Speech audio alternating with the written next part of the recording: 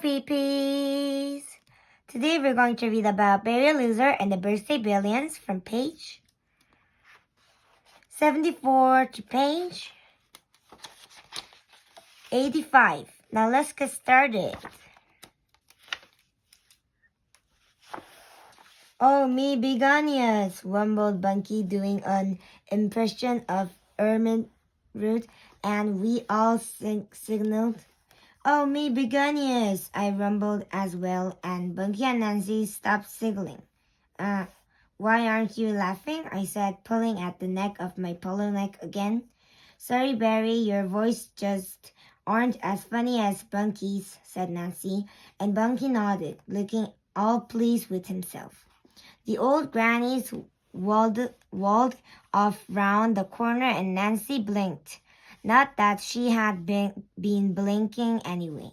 Hang on a milk kills. I think I've got it, she said. Got what? Snugs you it, sis? Siggled Bunky, putting his hand up for me to high-five, but I just ignored him. What is it, Nancy? I said, even though I really should been in a mood with her for saying my voice weren't as funny as Bunky's.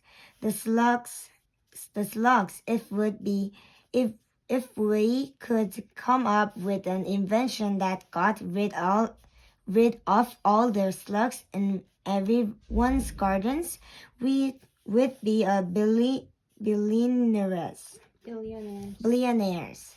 Slug pellets.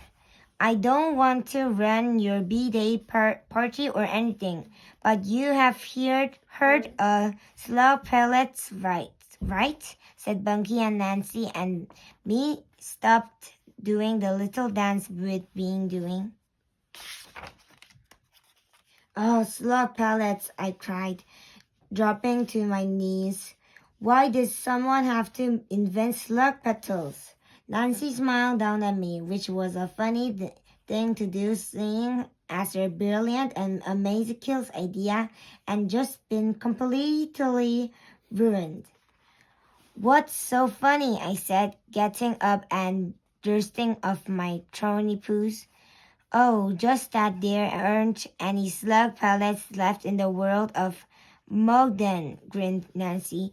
No slug pellets in the whole of Mogden, I said. They've all sold out, said Nancy. Sold out? I gasped. Oh, my cuteness, Barry. Could you stop repeating everything Nancy says? Said Bunky. Stop repeating everything Nancy says, I said, and Bunky signaled. It was on the front page of the Mogden Gazette, said Nancy. Bunky pretended to stroke an invisible beard. Well, I must read the Modern Gazette more often. It sounds